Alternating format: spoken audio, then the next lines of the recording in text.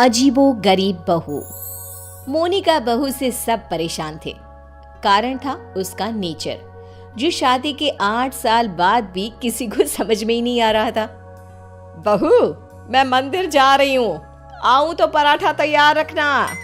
पराठा किस चीज का माँ जी? आलू पनीर या प्याज आलू या मेथी का बना दूं? सास, जिसे मंदिर जाने को देर हो रही थी। अरे बहू, किसी भी चीज का बना देना, वैसे भी भूख बहुत लगी है, मैं जल्दी ही मंदिर होकर आती हूँ। सास तो चली जाती है, लेकिन बहू वो तो अपने ही काम में मस्त हो जाती है।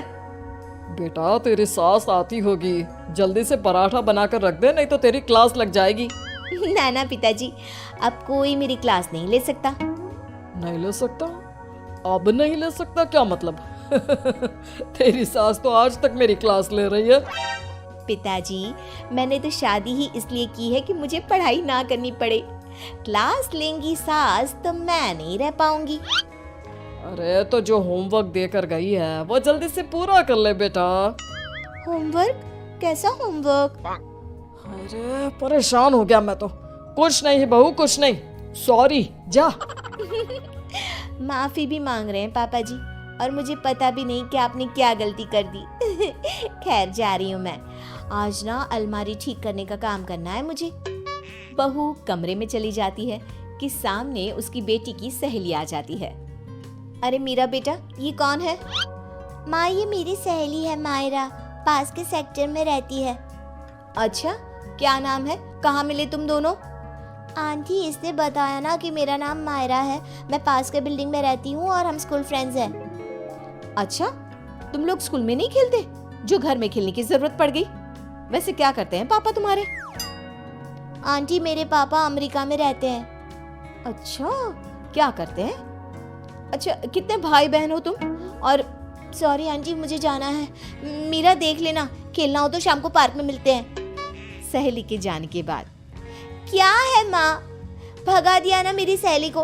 अरे पता नहीं क्यों इतनी बड़ी होकर भी आप समझ नहीं पाती कि कैसे रहना चाहिए, क्या पूछना चाहिए। भगा दिया मेरी सहेली को।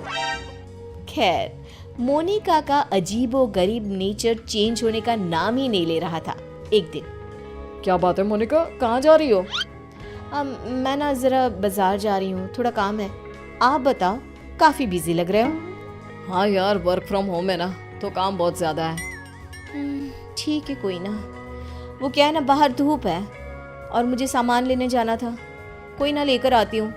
क्या होगा, ज्यादा से ज्यादा चक्कर खाकर गिर जाऊंगी या फिर कुछ हो जाएगा। अरे नहीं नहीं, लाओ लाओ, क्या लाना है? लिस्ट मुझे दे दो, मैं लेकर आता हूँ। मोनिका पति को लिस्ट देकर किचन में चली जाती है। अरे क्या बात है, तू तो झोला लेकर निकली थी, फिर वापस क्यों आ गई? वो क्या है ना, ये बोले कि मैं ले आता हूँ, तो मैं वापस आ गई। देख ले, किचन तेरा है, तू जानती है क्या है क्या नहीं है। अरे कोई बात नहीं, वो ले आएंगे ना सब, मैंने उन्हें लिस्ट दे दी है। लेकिन जब थोड़ी देर बाद पति सारा सामान लेकर आता है तो मैं चली दाल बनाने। लेकिन ये क्या, झोले से तो दाल निकलती ही नहीं। ये क्या है जी, दाल क्यों नहीं लाए आप? अरे लिस्ट में लिखा ही नहीं था तो मैं कैसे लाता? जो लिखा है सब लाया हूं मैं। बस अब तो मोनिका का गुस्सा 7वें आसमान में पहुंच जाता है। अरे नहीं लिखा तो ये मतलब कि तुम लाओगे नहीं? कम से कम थोड़ा सोच ही लेते। मोनिका बड़बड़ाती वहां से चली जाती है और पति, वो तो बेचारा सर पकड़कर खड़ा हो जाता है। अब पता चला हम कैसे रहते थे सारा दिन और सारी शाम। हाँ पापा, मम्मी की आदतें तो समझ में ही नहीं आती। कल मेरी सहेली को भी भगा दिया। एक रोज तो मुझे इतना परेशान कर दिया कि मैं अपना सर पकड़कर ही बैठ गया। अरे मेरा तो रहने ही दो बेटा, क्या बताऊं क्या ना बताऊं। अरे पता ही नहीं चलता किस पल क्या समझ जाए और क्या समझा दे। समय निकल रहा था, हर कोई मोनिका से परेशान हो रहा था। किसी के पास कोई उपाय नहीं था कि कैसे उसकी आदतों को सुधारा जाए। फिर एक रोज, अच्छा बेटा, क्या खाओगी आज? माँ, कुछ भी बना लो। कुछ भी क्या होता है? अरे बताना रानी बिटिया को, क्या खाने का मन है? माँ, पालक पनीर। मेरी बेटी पालक पनीर खाएगी। लेकिन बेटा, पालक तो है नहीं, कुछ और बता। माँ, माँ, बहुत दिनों से छोले भटूरे नहीं खाए। ओ, वो कैसे बनेगा बेटा? उसके लिए तो छोले भिगोने पड़ेंगे ना। बेटी माँ को जो भी बनाने को बताती, मोनिका कोई ना कोई परेशानी बता देती, जिसके बाद माँ कुछ भी बना दे, तू एक काम कर, दाल चावल ही उबाल दे। वही तो बनाया है बेटा, चल जल्दी से आजा खा ले। माँ चली जाती है, लेकिन बेटी परेशान हो चुकी होती है।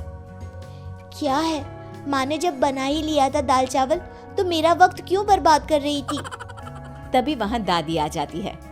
क्योंकि तेरी माँ है ही ऐसी, यहाँ तेरे पास आने से पहले मेरा भी सर खा कर गई है। क्या कर सकते हैं अब। पर दादी, ऐसे हाथ पैर बांध कर भी तो नहीं रह सकते ना। हाँ बेटा, सही बोल रही है तू। बहू को तो समझाना ही होगा कि वो जो व्यवहार करती है वो ठीक नहीं है।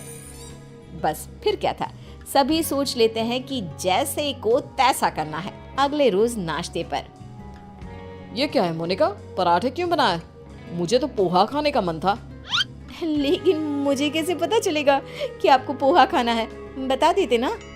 बिल्कुल वैसे ही जैसे तुमको लगता था कि मुझे ये पता होना चाहिए था कि दाल लानी है। मोनिका को कुछ तो समझ में आ जाता है, लेकिन वो शांत रहती है। फिर अगले रोज, माँ जी, वो कल ना मेरा व्रत है, तो बताइए ना शाम की पूजा कैसे करनी होती है? कौन सी पूजा, साड़ी वाली या सूट वाली? माँ जी, साड़ी वाली। वैसे क्या खाते हैं उसमें? खीर ना, तो मैं अभी खीर बना लेती हूँ। कौन सी खीर बहू, चावल वाली या सूजी वाली? बहू समझ जाती है कि वो सास को जैसे कभी पराठे के लिए कंफ्यूज कर रही थी, सास उसे अब कंफ्यूज कर रही है। तभी डोरबेल बजती है। सामने होती है पड़ोसन, जो मोनिका से मिलने आई होती है। अरे बिटिया, माँ को बुलाना अपनी। माँ को? लेकिन इस वक्त आपको क्या काम है? छोटी सी है, लेकिन सवाल देखो, पुलिस की तरह दागी जा रही है। बेटा, उनसे चीनी लेनी थी। अच्छा, आपकी कटोरी में या हमारी? बेटा, वो मैं लेकर आई हूँ, जरा माँ को बुला दो। कल पड़ोसन के घर क्या झगड़ा हुआ, ये भी पूछना था। ये क्या बात हुई, किसी के घर के झगड़े को डिस्कस करना? वैसे आपके पति क्या करते हैं? वो कितने बजे ऑफिस जाते हैं? और माँ जब शाम को वॉक पर जाती है, तो क्या उस वक्त आप लोगों की बात नहीं होती?